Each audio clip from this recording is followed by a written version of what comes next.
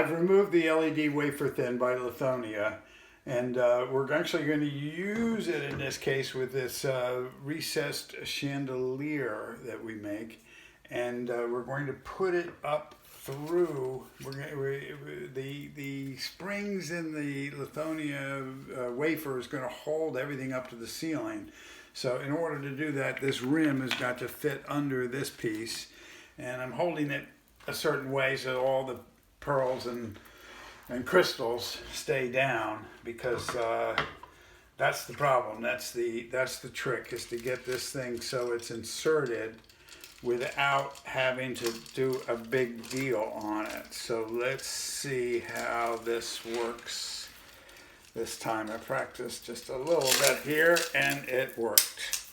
Okay, that's the tricky part. Now sometimes the pearl sticks here up at the top, so you gotta kind of make sure it's all good. Yeah, that looks pretty good.